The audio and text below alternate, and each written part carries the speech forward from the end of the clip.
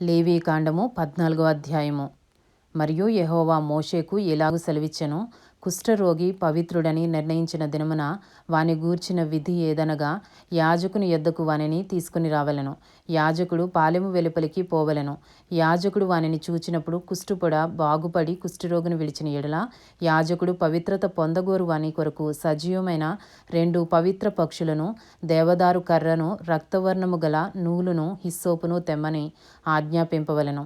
అప్పుడు యాజకుడు పారు నీటిపైన మంటి పాత్రలో ఆ పక్షులలో ఒకదానిని చంపనాజ్ఞాపించి, సజీవమైన పక్షిని, ఆ దేవదారు కర్రను, రక్తవర్ణము గల నూలును, హిస్సోపును తీసుకొని పారు నీటిపైనే చంపిన పక్షి రక్తములో వాటిని సజీవమైన పక్షిని ముంచి, కుష్టు విషయంలో పవిత్రత పొందగోరు వాని మీద 7 మారులు ప్రోక్షించి, వాడు పవిత్రుడని నిర్ణయించి సజీవమైన పక్షి ఎగిరిపోవునట్లు దానిని వదిలివేయవలెను. అప్పుడు పవిత్రత పొందగొరువాడు తన బట్టలు ఉదుకుని తన రోమమంతటిని క్షౌరము చేసుకుని నీళ్లతో స్నానము చేసి పవిత్రుడగును. తరువాత వాడు పాలెములోనికి వచ్చి తన గుడారము వెలుపల 7 దినములు నివసింపవలెను. 7వ నాడు తన రోమమంతటిని, తన తలను, తన గడ్డమును, తన కనుబొమ్మలను క్షౌరము చేసుకొనవలెను.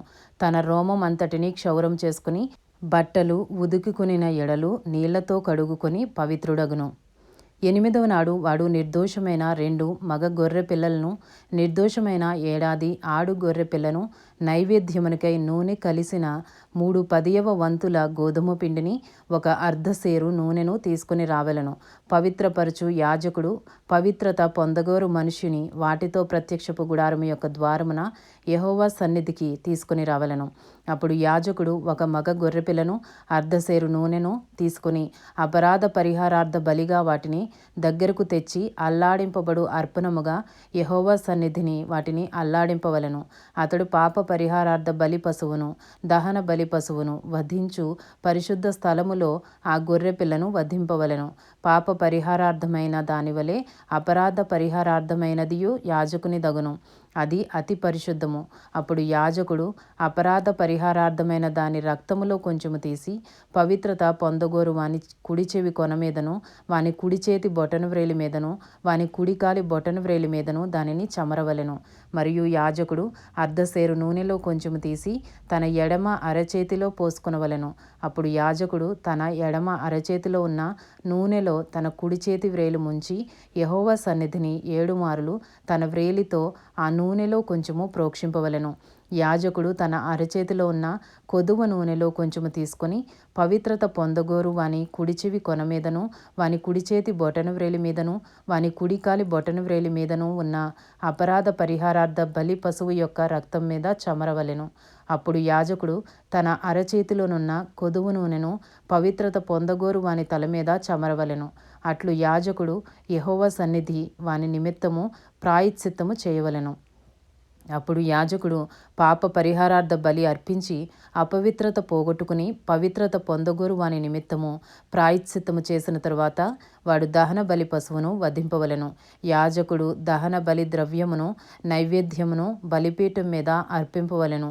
అట్లు యాజకుడు వాని నిమిత్తము ప్రాయశ్చిత్తము చేయగా వాడు పవిత్రుడగును. వాడు బీదవాడై పై చెప్పినదంతయు తేజాలని ఎడల తన నిమిత్తము ప్రాయశ్చిత్తము కలుగుటకై వాడు అల్లాడించుటకు అపరాధ పరిహారార్థ బలిగా 1 గొర్రె పిల్లను, నైవేద్యముగా తూములో 10వ వంతు నూనెతో కలిసిన గోధుమ పిండిని, 1 అర్ధసేరు నూనెను, వారికి దొరకగల 2 తెల్ల గొవ్వలనే గాని 2 పావురపు పిల్లలనే గాని, అనగా పాప పరిహారార్థ బలిగా 1 దానిని, దహన బలిగా 1 దానిని తీసుకుని రావలెను. వాడు పవిత్రత పొంది 8వ నాడు యెహోవా సన్నిధికి ప్రత్యక్షపు గుడారము యొక్క ద్వారమునకు యాజకుని యొద్దకు వాటిని తీసుకుని రావలెను. యాజకుడు అపరాధ పరిహారార్థ బలియగు గొర్రెపిల్లను, అర్ధసేరు నూనెను తీసుకుని అల్లాడించు అర్పణముగా యెహోవా సన్నిధిని వాటిని అల్లాడింపవలెను. అప్పుడతడు అపరాధ పరిహారార్థ బలియగు గొర్రెపిల్లను వధింపవలెను. యాజకుడు ఆ అపరాధ పరిహారార్థ బలి పశువు యొక్క రక్తములో కొంచెము తీసుకొని పవిత్రత పొందగోరు వాని కుడి చెవి కొన మీదను, వాని కుడి చేతి బొటన వ్రేలి మీదను, వాని కుడికాలి బొటన వ్రేలి మీదను దానిని చమరవలెను. మరియు యాజకుడు ఆ నూనెలో కొంచెం తన ఎడమ అరచేతిలో పోసుకుని తన ఎడమ చేతిలోనున్న ఆ నూనెలో కొంచెము తన కుడి వ్రేలుతో యెహోవా సన్నిధిని 7 మారులు ప్రోక్షింపవలెను. మరియు యాజకుడు తన అరచేతిలోనున్న నూనెలో కొంచెము పవిత్రత పొందగోరు వాని కుడి చెవి కొన మీదను, వారి కుడి చేతి బొటన వ్రేలి మీదను, వాని కుడి కాలి బొటన వ్రేలి మీదను ఆ అపరాధ పరిహారార్థ బలి పశువు యొక్క రక్తమున్న చోటును వేయవలెను. యాజకుని అరచేతిలోనున్న కొదువు నూనెను అతడు పవిత్రత పొందగోరు వానికి యెహోవా సన్నిధిని ప్రాయశ్చిత్తము కలుగజేయుటకు వాని తల మీద పోయవలెను. అప్పుడు వానికి దొరకగల ఆ తెల్ల గువ్వలలోనే గాని పావురపు పిల్లలలోనే గాని ఒకదానిని అర్పింపవలెను.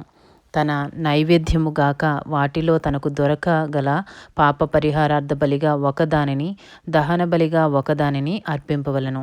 అట్లు యాజకుడు పవిత్రత పొందగోరు వాని నిమిత్తము యెహోవా సన్నిధిని ప్రాయశ్చిత్తము చేయవలెను.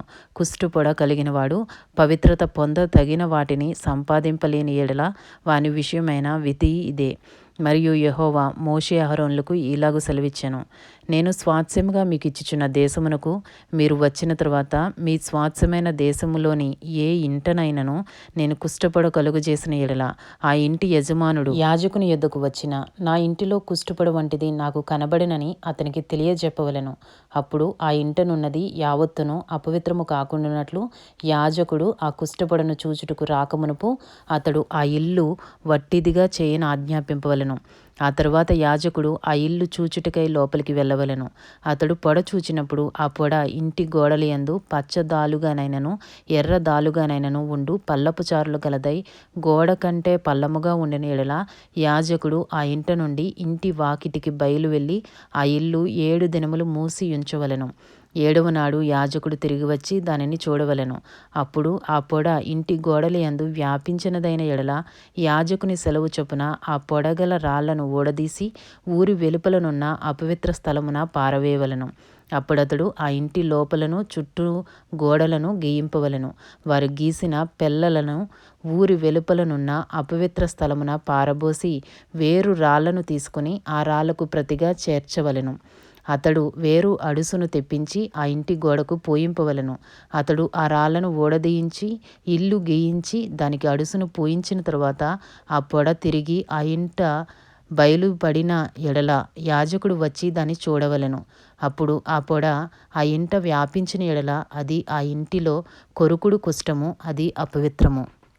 కాబట్టి అతడు ఆ ఇంటిని దాని రాళ్లను కర్రలను సున్నమంతటిని పడగొట్టించి ఊరి వెలుపలనున్న అపవిత్ర స్థలమునకు వాటిని మోయించి పారబోయింపవలెను.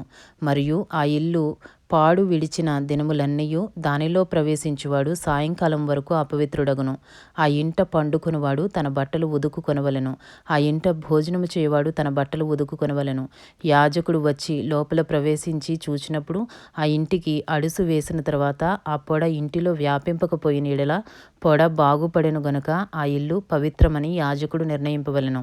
ఆ ఇంటి కొరకు పాప పరిహారార్థ బలి అర్పించుటకు అతడు 2 పక్షులను, దేవదారు కర్రను, రక్తవర్ణపు నూలును, హిస్సోపును తీసుకుని పారు నీటిపైన మంటి పాత్రలో ఆ పక్షులలో ఒకదానిని వధించి ఆ దేవదారు కర్రను, హిస్సోపును, రక్తవర్ణపు నూలును సజీవమైన పక్షిని తీసుకుని వధింపబడిన పక్షి రక్తములోను పారు నీటిలో వాటిని ముంచి ఆ ఇంటి మీద 7 మారులు ప్రోక్షింపవలెను.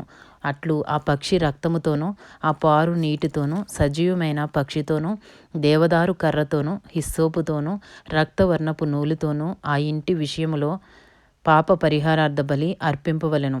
అప్పుడు సజీవమైన పక్షిని ఊరి వెలుపల నెగర వెడవవలెను. అట్లు అతడు ఆ ఇంటికి ప్రాయశ్చిత్తము చేయగా అది పవిత్రమగును. ప్రతి విధమైన కుష్ఠపొడను గూర్చియు బొబ్బను గూర్చియు వస్త్ర కుష్ఠమును గూర్చియు వస్త్రమునకైనను ఇంటికైనను కలుగు కుష్ఠమును గూర్చియు వాపును గూర్చియు పక్కును గూర్చియు నెగనెగలాడు మచ్చను గూర్చియు ఒకడు ఎప్పుడు అపవిత్రుడగునో ఎప్పుడు పవిత్రుడగునో తెలియజేయుటకు ఇది కుష్ఠమును గూర్చిన విధి. ఆమెన్.